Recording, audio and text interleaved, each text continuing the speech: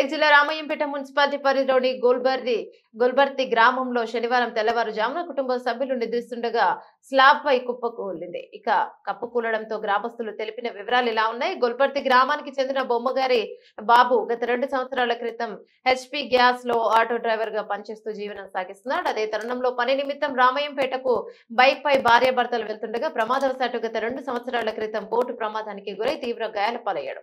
దాంతో ఆయన కోమాలోకి వెళ్లి పూర్తిగా మతస్థిమితం కోల్పోయాడు. దాంతో హైదరాబాద్ లోని ప్రైవేట్ హాస్పిటల్లో ఇక 3 లక్షలు ఖర్చు చేసుకుని భర్తను చూపించుకుంది. అటు భూమి లేక కూలి పని చేస్తోంది. చేసేదేమీ లేక దాంతో ఉన్న ఆటో బైక్ ను అమ్ముకుని అప్పులు తీర్చింది. భర్త పని చేయలేక కుటుంబం బతుకుబండి భారంగా మారిందని తెలిపారు. కుటుంబంలో అతని భార్య స్వప్న బీడీలు చేస్తూ కూలి పనులు చేస్తూ జీవనం సాగిస్తోంది.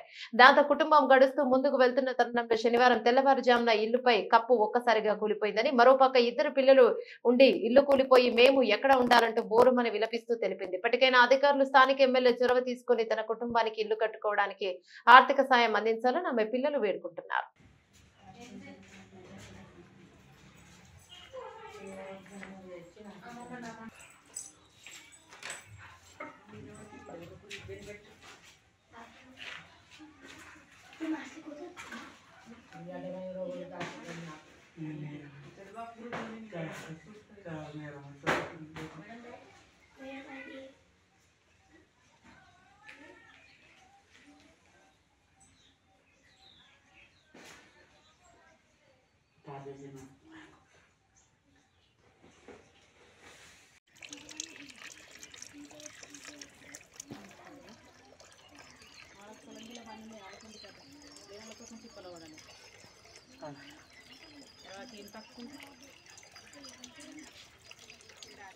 అప్పుడు రాలేవు, రాకపోయేకల్లా అట్లే ఉంచినాయి అవి. అట్లా ఇక మా ఇట్లా ఇచ్చిన ఇట్లా అంటే అయిపోయింది మరి నాది.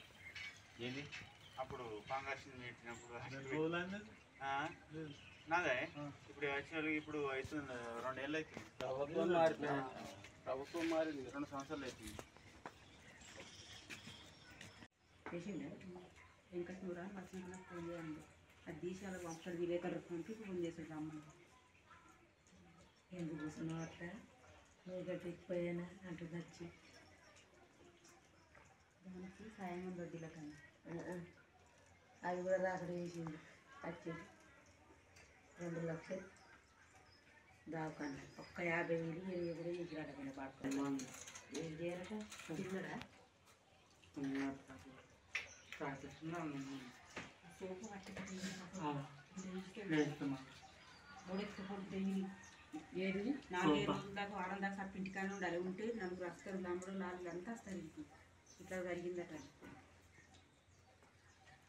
ఇగో మరం మేడం దాకా ఉంచాలి. నమస్కారం, నా పేరు సప్న. రాత్రి కొంచెం అంత ఊలింది. మేము పండుకున్నాం. పన్నాక 3 గంటలకు మబ్బుల 3 గంటలకు దన్నల పడ్డది.